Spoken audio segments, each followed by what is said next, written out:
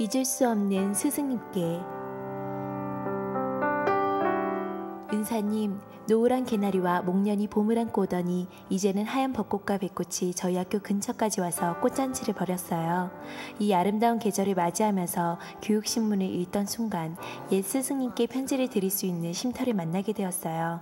학년 초를 맞아서 여러 가지로 바빴지만 선생님께 글을 드리지 않고는 견딜 수 없는 추억이 저를 사로잡았지요.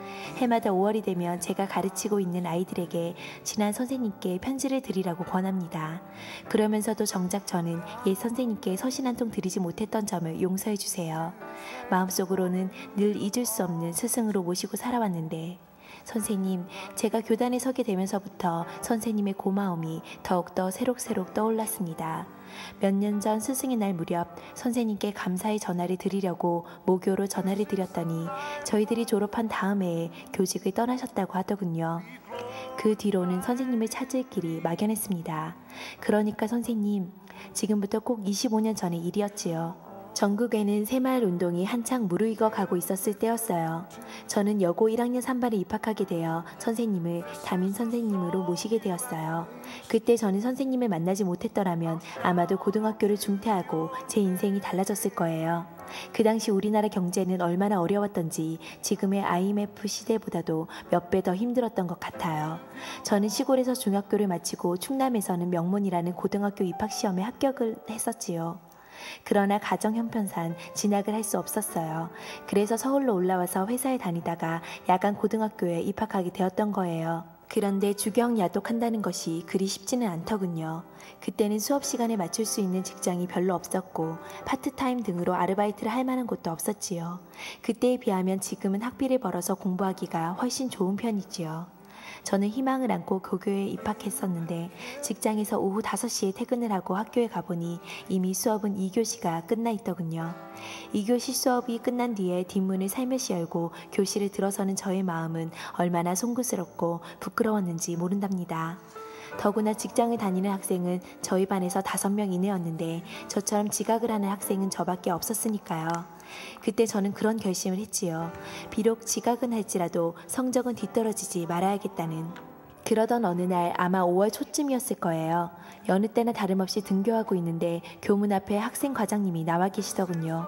그리고는 1교시 이후에 계속 지각을 하는 학생은 학교 규칙을 어기고 질서를 파괴하는 학생들이기 때문에 단속을 하겠다고.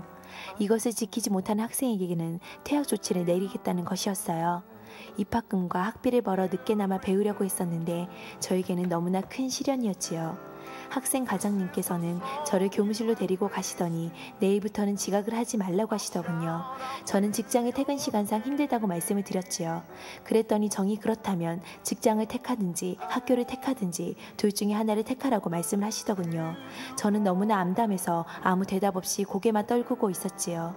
바로 그때 선생님께서 나타나셔서 저를 보고 웬일이냐고 물어보셨지요.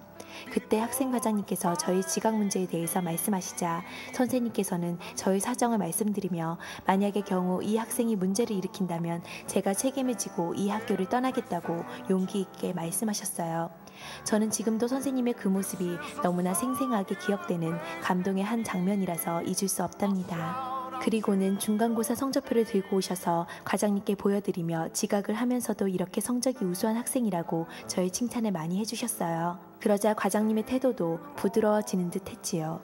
정말 그때 선생님은 저에게 구세주 같은 분이었어요. 그 일이 있은 이후 저는 당당하게 직장에 다니면서 학교에 다닐 수 있었지요. 그리고는 선생님께서 다음날 저를 부르시더니 학교 당국에 제 사정을 말씀드려 놓았으니 마음 놓고 직장 생활도 하면서 학교에 다니라고 격려해 주셨지요. 선생님께서는 항상 제자들 편에 서서 이해해 주셨고 어려움을 같이 나누시려고 했던 참 스승의 길을 걸으셨던 분이셨어요. 야간 학교다 보니 저녁을 제때 먹지 못하는 제자들을 보시고 늘 안타까워하시며 손수 커다란 양은 주전자에 따뜻한 물을 가져다 주셨고 건강을 늘 챙겨주셨어요. 선생님, 어느새 저도 교단에 선 지 20년째입니다. 그러다 보니 현장에서 문제아이라든가 또는 소외된 아이, 가정환경이 어려운 어린이들을 종종 만나게 됩니다. 그때마다 그들에게는 더욱더 따뜻하게 해주려고 노력합니다. 그것이 바로 선생님의 은혜에 보답하는 길이고 선생님의 가르침을 본받아 실천하는 길이 아닌가 하고 생각해 봅니다. 뒤늦게 알게 된 사실인데 선생님께서도 진주 사범학교를 1등으로 졸업하시고 서울 시내에 있는 초등학교로 첫 발령을 받으셨다지요. 그리고 야간제 대학을 졸업한 후에 처음으로 저희 여고에 부임하셨다면서요. 초등학교 선생님의 경력이 있으셔서인지 참으로 친절하셨고 저희들을 어린아이들처럼 귀여워하시며 온통 선생님의 사랑을 쏟아부으셨어요. 선생님, 아무리 세상이 시끄럽고 교육계가 혼탁하다 할지라도 선생님처럼 오로지 어려운 처지에 있는 학생들을 더욱더 사랑하시는 선생님이 있는 한 우리나라의 앞날은 밝다고 봅니다. 선생님, 저는 열악한 환경의 일선학교 현장에서 묵묵히 제자들을 사랑하고 교육애를 실천하는 많은 선생님들을 보아왔습니다. 그러나 선생님만큼 희생적이고 봉사적인 분은 그리 많이 보지 못했습니다. 그래서 저는 선생님같이 훌륭한 분을 모셨던 것을 행운으로 생각합니다. 고맙습니다, 선생님. 어느덧 여름의 길목으로 접어드는 환절기가 찾아오고 있군요.